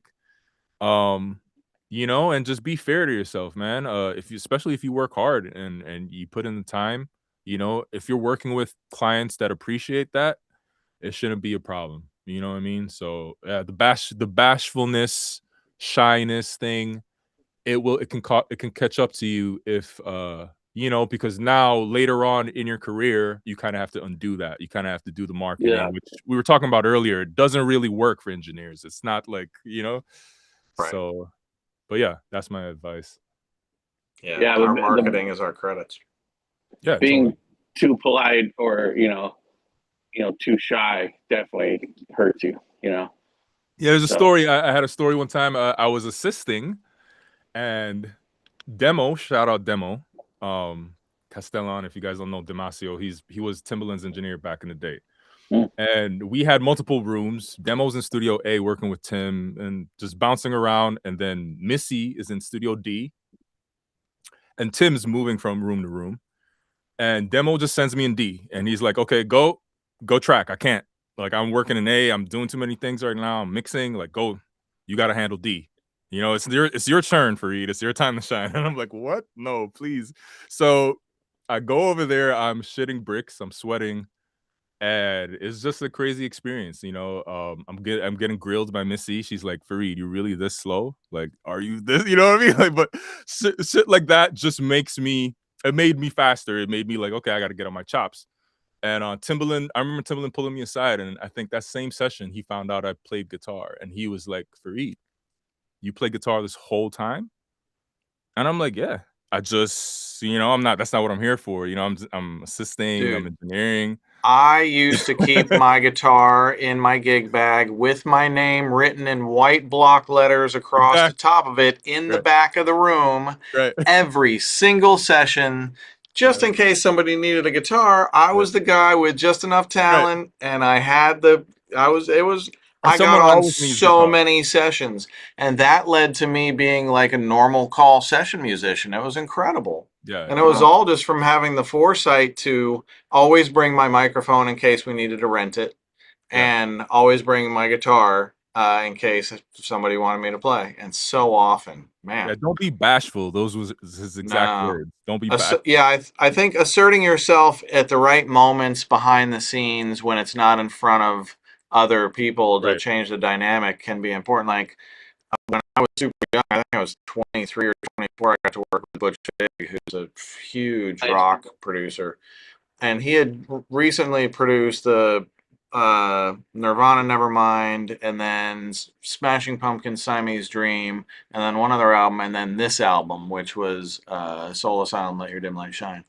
And we had 3 rooms running, and I was assistant in one room. And I knew how to comp vocals really well because Mike Stone from Queen had shown me how to comp vocals. Jeez. And Butch Vig he got called away, and he was comping vocals in the room that I was managing. And he got called and he had to go to the other room. And I tell him before he leaves, I'm like, Butch, I'm really good at comping vocals. While you're in the other studio, I can comp these and you can listen to them and change anything that you want. And he's like, really? And I told him, I'm like, yeah, Mike Stone showed me how to comp vocals. I've been doing it a while. So he's like, do it. And I was like, yes. Oh, fire. And so for me, I love the challenge. Like that amps me up. So he came back and he sat and he listened down to it and he listened down to it a second time. And he's like, that's a really good comp. I'm only going to change 2 lines. And he went Wow. through those 2 lines and he went through every single take and he's like, nope, you got the right takes. You got them all. Wow. And I was Wow. like, and then he's like, from now on, you're comping. I was like, Wow. are you fucking kidding me right now? And then so I ended up comping most of the vocals from there forward, and then pitch correcting them and all kinds of shit that, I could have stayed just the assistant, but because I was like, no, I can do this. Yeah. He was like, so badass. Then it's sink or swim, Right. Yeah, like it's so nice for artists and producers when you can lend a helping hand on something that in the back of their mind they're like, either I got to do this myself but I don't have time, or I'm going to have to shell out money and hire someone for this and worry if I hire the right person because maybe I'm in a town my usual guy isn't here and I need Melodyne. But so it's great when you have extra skills you can provide, but you also have to be tactful on how you present that. I think the way you did it was incredible, Yeah. especially since he just got the call to leave the room and you're offering to like save him, that's incredible. But like, yeah, you don't want to offer, top of the session, like, hey, I do all this stuff if you Etiquette. need, Yeah, you gotta have exactly. and the It's staying tactfulness. in your lane. If I had said, well, I can produce the vocals while you're away, I'd have been fired off that session before the fucking other pin dropped. But since I was like, I understand how to comp vocals, I see what you're doing, I can do this while you're gone. He was like, oh, fucking, Then it was just like, all right, put up or shut up. So, Yeah. Healthy balance. Yeah. And I was like 23 or 24 fucking years old. Nuts. Oh my God, Jesus. What was the comping? Was it analog tape or analog on an API analog the API legacy? No, it wasn't analog tape. It was Sony 48-track dash. It was reel-to-reel digital 48-track. So we would doing mute comps and punching in. Is that how you're? Yeah, so we would audition. You can audition a comp first. You can have a punch like a cymbal track, and you do a rehearsal punch, and then you can listen to rehearsal punch and make sure you didn't fuck it up, and then you can commit, and it'll bounce it over. So because this was, even if though it was digital, it was the days of tape. So once you record over it, what was there before is now gone. Right. So so we assembled the comp on a brand new track from the source takes on 48 track, and then we used the Eventide H4000 mono pitch shift and a strobo tuner to tune every single fucking syllable that needed it, which was a lot. What? Oh my god. This was in the days before auto-tune, fellas. I had my guitar sitting right next to me. I had an acoustic guitar right here. And because you had to set the strobo tuner to the correct note. So I had to make sure I had the right note on the guitar, and I was like, okay, this is an A. And I set the strobo tuner to an A. Then I listened to the loop, and I listened to the note or notes that are the A's, and I see on the strobo tuner, is that flat or is that sharp? It doesn't tune for you. It just tells you how, and then you tune the H4000 until the strobo tuner stops moving. And then you commit. Crap. And you do that for every fucking word on the whole fucking comp. And the crazy thing is that worked, but Autotune would do a better job of it today just upon instantiation. Right. Wow. But because I went through all of that, my ear for pitch was so fucking good. Crazy. Oh. Yeah, what are some tips, or anybody, what are some tips that we can get for learning? Let's say, like me, for example, I'm a drummer, so I'm constantly either playing the guitar or trying to play piano and learn piano to just to tune my ear, and obviously sing along with the radio, et cetera, et cetera. Try to be in tune just to get, but I don't come from necessarily a melodic instrument background. I come from drums, so that's not as important to, so how does somebody get their pitch better, or their ear better to hear pitch, etc.?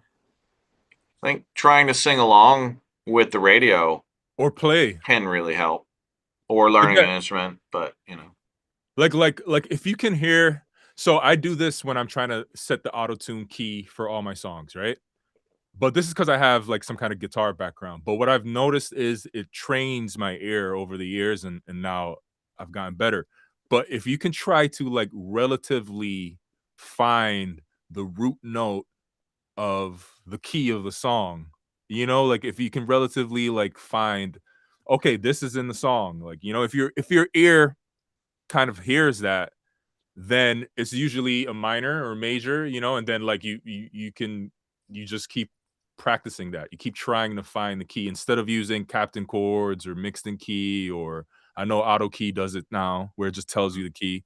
Like just try to use your own ear to where you're like, because I know like after listening to music so much, we hear when shit's out of pitch or when it's like dissonant.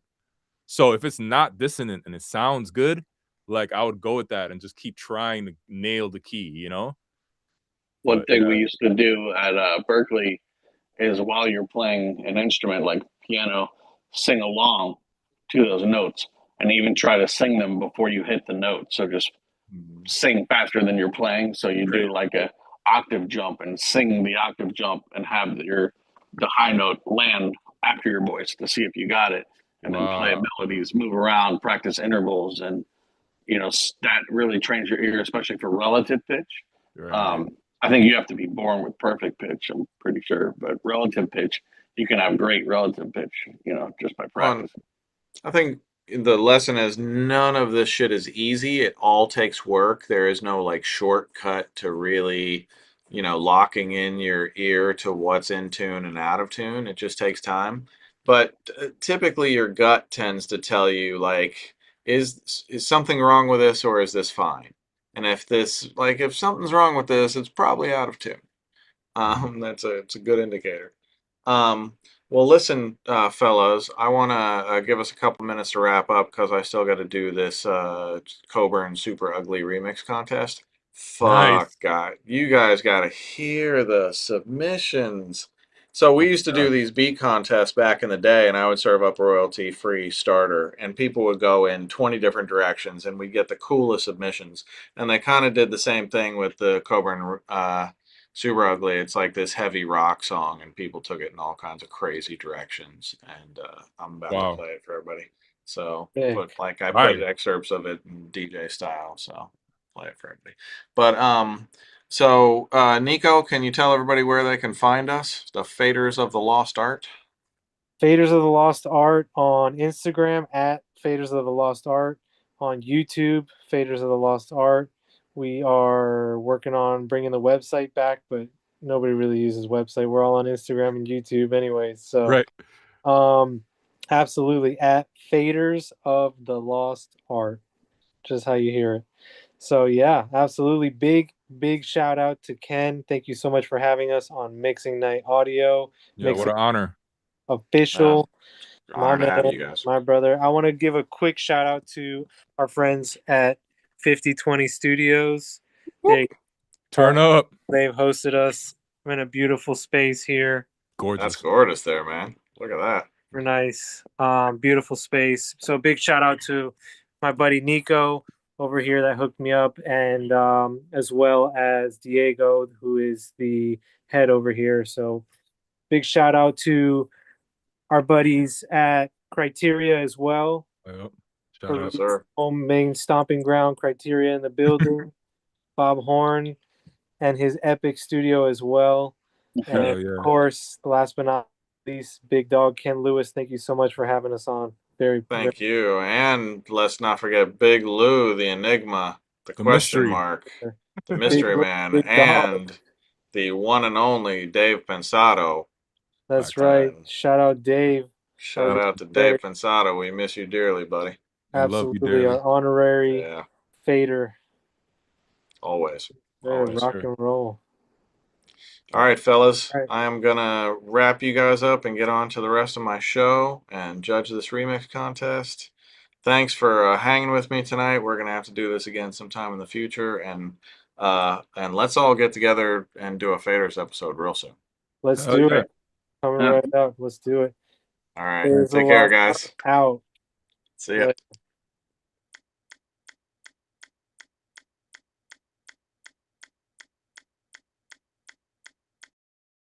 Fellas, those guys are really great.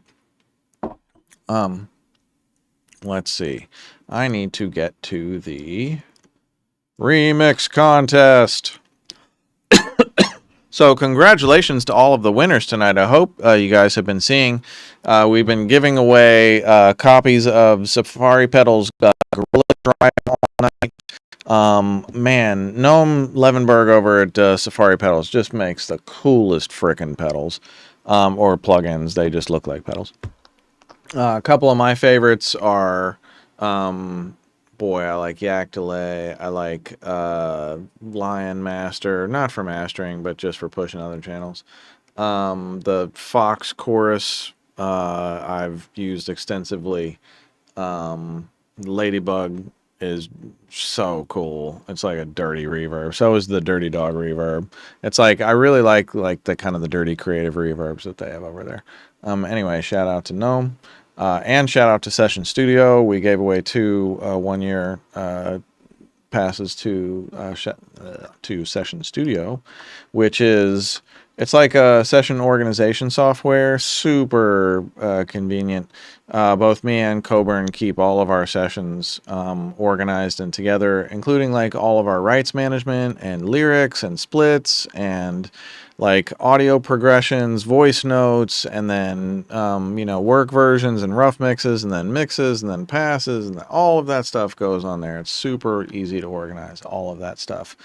So Session Studio, check that out. Whoever won all of these things, congratulations. Dig into them. They're all of these things are really worth the entry for the show. Remix Challenge Coburn, I believe that's it.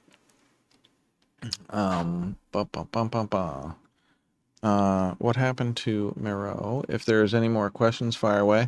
Man, the chat roll is popping. Haven't really seen you guys much when you guys were over there. It was just far enough away that I couldn't really see you very well. But we got, man, I'm going to throw on my glasses so I can nerd out with you guys. Platinum Platinum record mixing. Okay, I like the sound of that. Ben Ellery, mixed by Theos. Ammon Jackson, Mr. Mike, music by Ian. Yes, Bobby Thimgen in the house, mixed by Theos. Who else? We got Astra Queen. We got This Is Torch. Who else we got? We got Mazzy in the house. Hey, Maz. Are you chuffing back, Mazzy? Oh, yeah, he's chuffing back. J-Rel.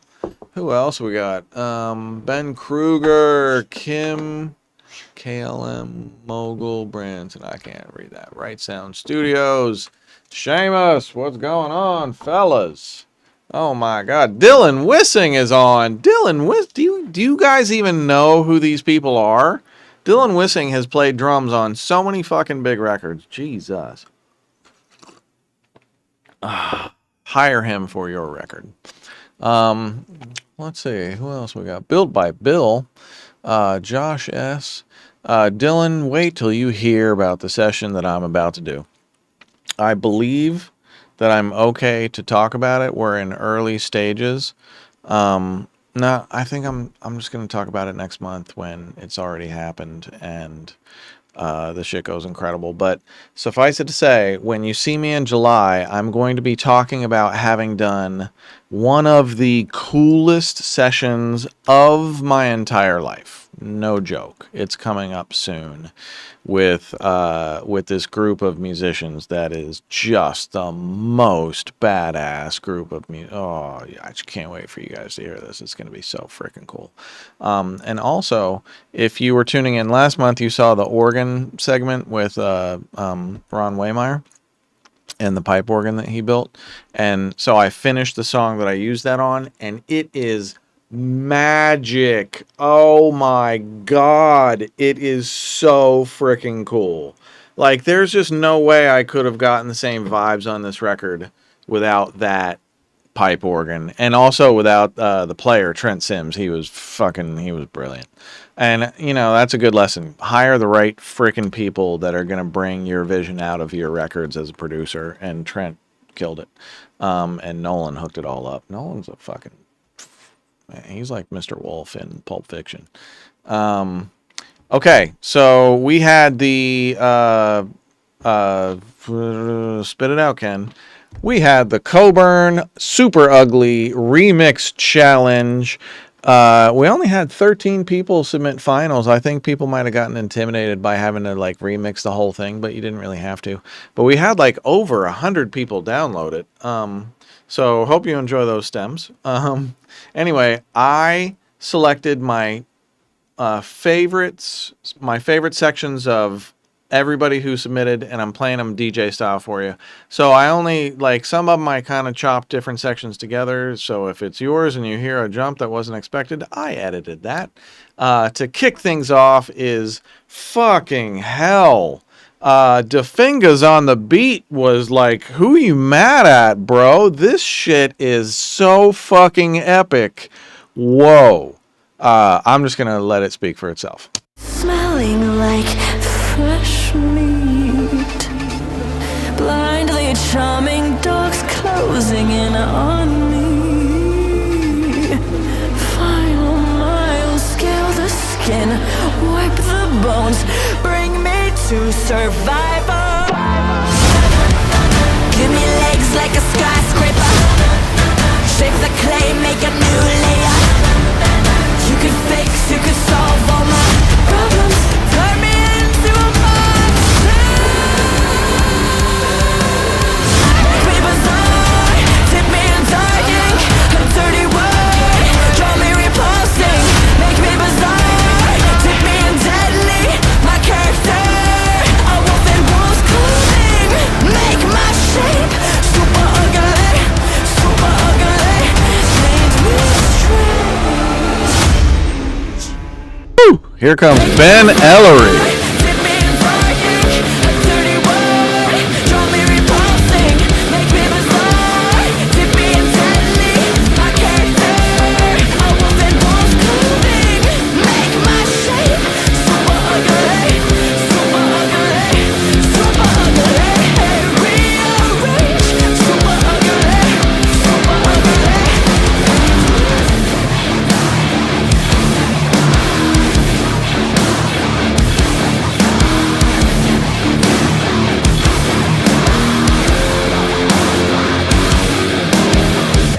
Woo! Here comes Brian Pepin.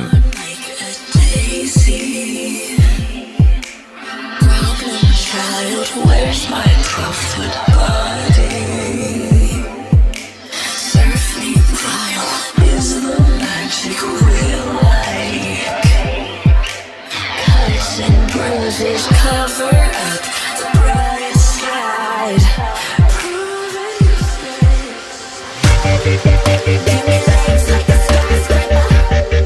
Shift the clay, make a new layer. You can fix, you can solve all my problems. Turn me into a monster. Straight out of Scotland, we have MBI.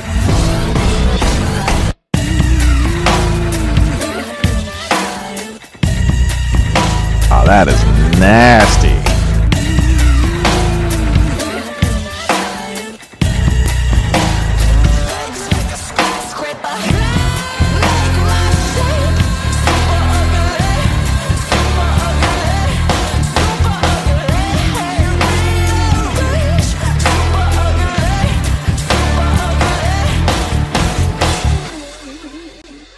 Here comes Dapt Cannons.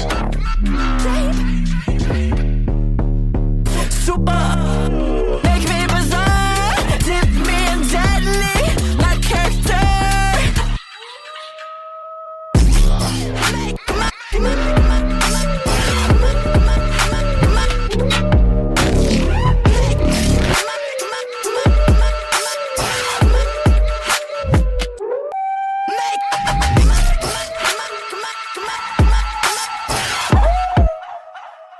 Speaking of wolves, here is Kyle Wolf.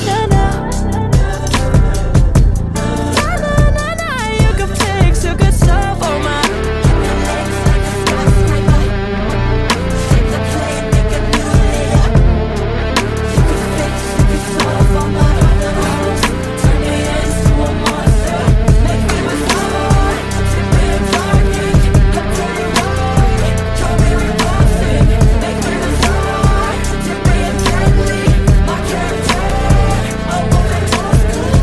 Kyle does all of our video editing. He is a genius.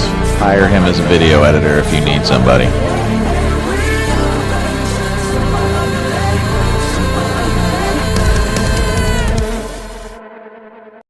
We have Seamus Cranley. Like a skyscraper, shape the clay, make a new layer. You could fix, you could solve all my problems. Turn me into a monster.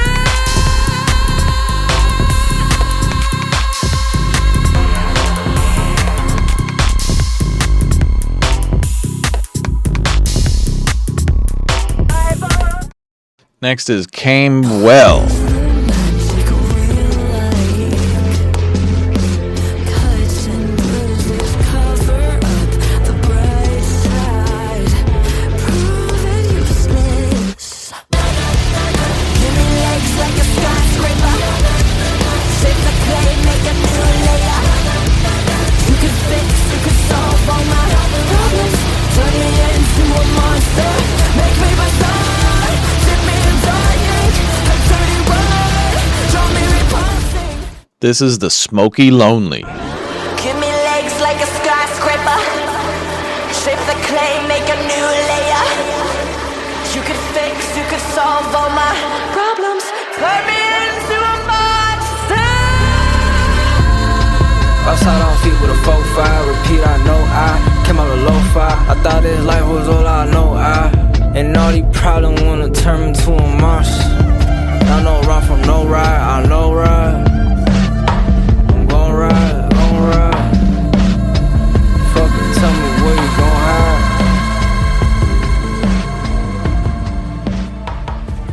Woo! Here comes Ben Kruger.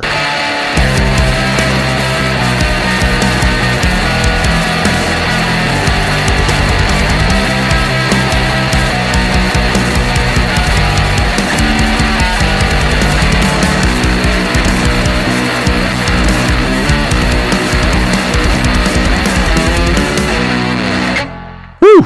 All right, here we got Chris Varnes.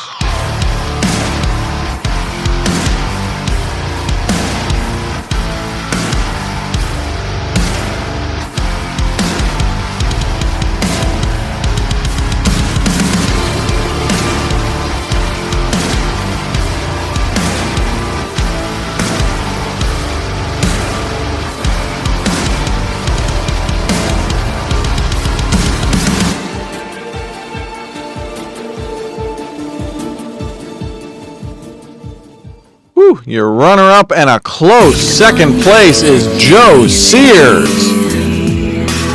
Problem child, where's my 12-foot body?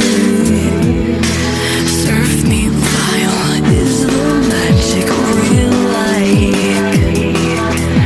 Cuts and bruises cover up the bright side, proving useless.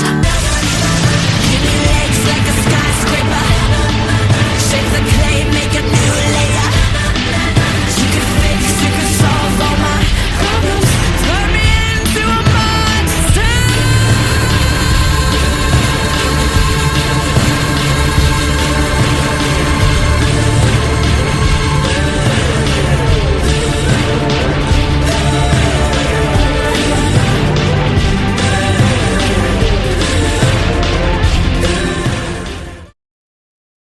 And our winner of the COBURN Super Ugly Remix is Bobby Thimgen. Bobby, you murdered this. A wolf in wolf's clothing. Make my shape super ugly, super ugly, super ugly.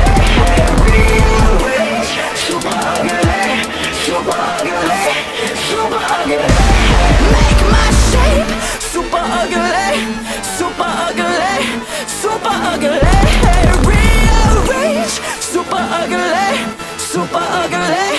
Paint me strange, living in a jumpsuit, stuck running, smelling like fresh meat. Blindly charming dogs closing in on me. Final mile, scale the skin, wipe the bones, bring me to survive. Give me legs like a skyscraper, shape the clay, make a new layer. You could fix, you could solve all my problems, turn me into a monster.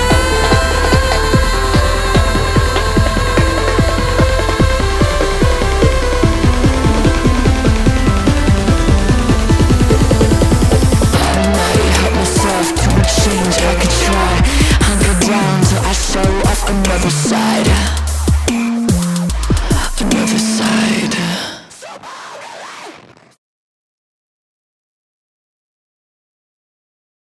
Hi, Bobby. I just want to say congratulations on winning the Super Ugly Remix contest. That was amazing. I kid you not, I listened to your remix like at least 9 or 10 times. I love listening to it. You knocked it out of the park. Thank you for submitting. Thank you for creating something super freaking cool. Congratulations. And I hope My walkie-talkie's dead, so I can't hear the control room. I'm going to assume that they played the COBURN. Yeah, I'm going to turn that off. I'm going to assume that the control room played the COBURN Congratulations to Bobby Thimgen. So Bobby was one of the first people to turn in a remix. And I listened to it as soon as I got in, and I sent it straight to COBURN. And she lost her shit. She absolutely flipped out, loved it. And she did for several of these other ones as well, but she didn't hear those until like in a group much later. Yeah, just so you know, like when I sent it to her, like COBURN listened to everything. And you know, it's these types of things that you hope that everybody goes into a different direction and, you know, somebody really catches fire with one. I think everybody's vision for this was so dope. Everybody just went in such different directions and just like pick your zen direction and have fun. That's really, there's no right or wrong answer. And if there's anything that the old beat challenges taught me and this challenge teach me and should teach you about creativity and about being a creative, is there truly is no right or wrong answer. There's just this direction or that direction or the other direction or the fifth direction. And if you give 10 different creatives, the exact same starting point, and the same amount of time to create something, they're going to create 10 completely different things. And which one is the best is going to resonate differently with whoever you ask that listens to those things. And that's creativity. And so, you're just trying to align yourself with the people that you feel make you the most creative and that you make others the most creative as well. And that's the best way to make really inspired, higher level stuff and to grow and to really care about what you're working on and not get, sidetracked or, for me, like, I am so fucking lucky to have all the career that I have. I still work insanely hard to keep it, but I am insanely lucky to have it. But if I didn't, I would be watching this show right now, participating in the remix, making my own records in my own time after my 9 to 5, and still loving and connecting with music. I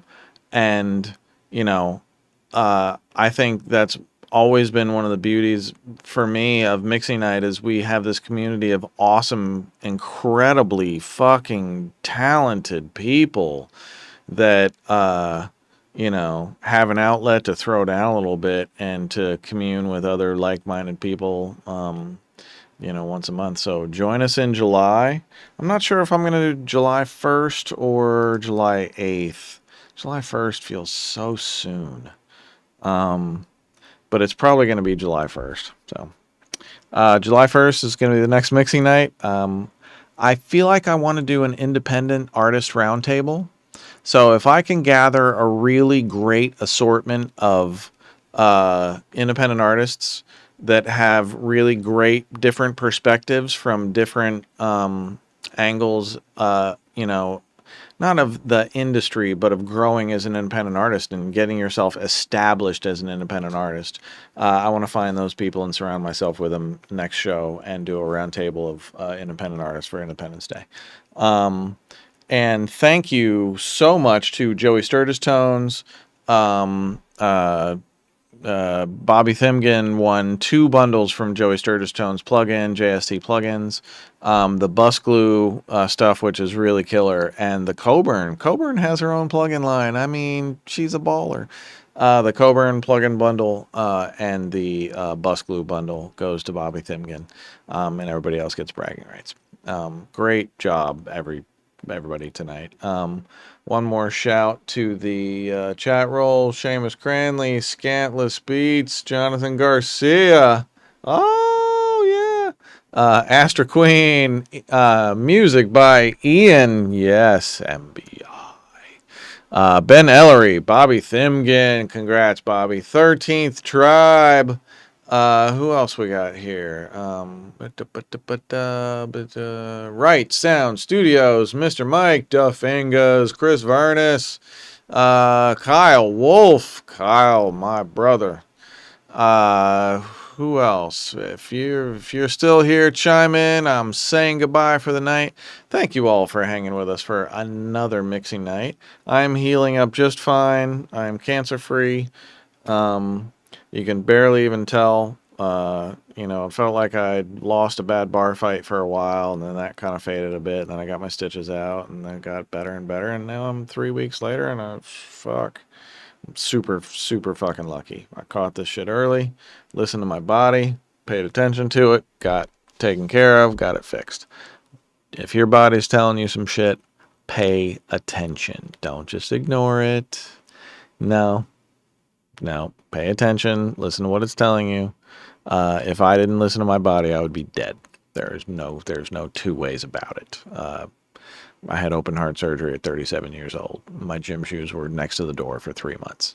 And I just knew if I went to that fucking gym, it just wasn't going to go well. I didn't know I was going to drop dead, but that would have been the fucking result. I just knew I just didn't feel fucking right. And I felt like I didn't need to be in the gym. And turns out I didn't. So anyway, who else we got? Mazzy the Creator, or is it Massey the Creator? I don't know. I want it to be Mazzy, but I feel like it's Massey.